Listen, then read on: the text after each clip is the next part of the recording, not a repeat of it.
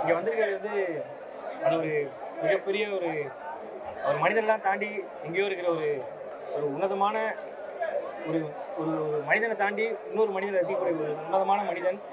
அந்த மாதிரி நான் வாழ்நாளில் முதல்ல பார்த்த செலிபிரிட்டி அவர் தான். நான் வந்து 5வது படிக்கும்போது எங்கள் ஊருக்கு வந்திருந்தாரு. அப்போ தூரத்துலேருந்து பார்த்தேன். அதுக்கப்புறம் அவரை பார்க்கணும்னு நினச்சேன். என்னால் எப்படி ரீச் பண்ணன்னு தெரியல. ஸோ இப்போ தான் என்னால் அவரை பார்க்க முடிஞ்சுது. அவர் வந்து அவரை பற்றி பேசுறதுக்குலாம் எனக்கு தகுதியும் இல்லை, அவ்வளோ பெரிய ஆளும் இல்லை.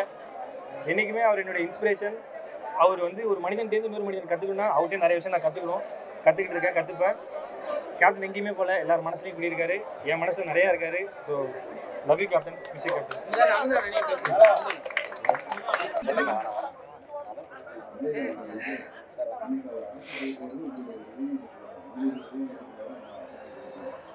விஜயகாந்த் சார் பொறுத்த வரைக்கும் எங்கள் வீட்டில் ஒருத்தர் நாங்கள் இழந்த மாதிரி ஒரு ஃபீலிங் இருக்குது.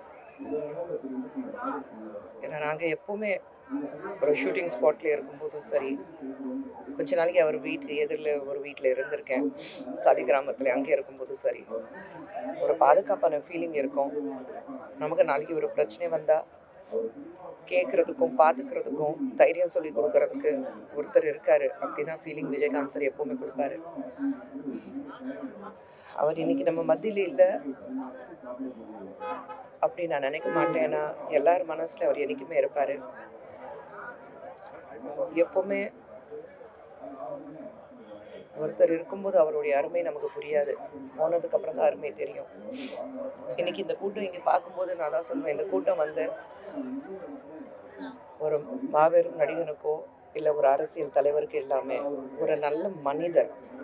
அப்படிதான் நீங்கள் இண்டஸ்ட்ரி மட்டும் இல்லை, வெளியில் யார்கிட்ட கேட்டாலும் ஒரு உண்மையிலே ஒரு நல்ல மனிதர், ஒரு தங்கமான மனுஷன் அப்படி யாராவது கேட்டாக்கா கேப்டன் தான் சொல்லுவோம்.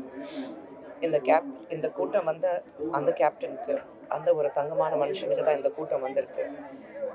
இங்கே விடுற ஒவ்வொரு கண்ணீரும் வந்து உள் மனசுலேருந்து விடுற கண்ணீர்.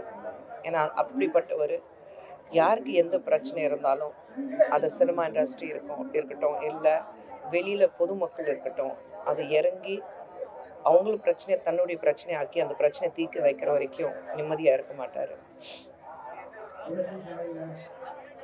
ரொம்ப பர்சனல் லாஸாக இருக்குது எனக்கு இது. ஏன்னா சினிமா மட்டும் இல்லை, அவர் நடிகர் சங்கத்துடைய தலைவர் இருக்கும்போது அவர் கூட நான் வேலை பார்த்துருக்கேன். ஒரு எக்ஸிக்யூட்டிவ் கமிட்டி மெம்பராக இருக்கும்போது அவர் எப்படி ஒரு சின்ன ஈகோ கூட இருக்காது. அந்த ஈகோ இல்லாமல் இறங்கி வேலை முடியணும், அவ்வளோதான். அப்படி தான் அவர் இருப்பார். அவர்கிட்ட பல விஷயங்கள் நான் கற்றுக்கிட்டேன். தைரியம் கற்றுக்கிட்டேன், உண்மை பேசுகிறத கற்றுக்கிட்டேன், நிறைய விஷயங்கள் அவர்கிட்ட வந்து நான் கற்றுக்கிட்டேன். அவர் என்றைக்குமே எங்கள் மனசில் இருப்பார்.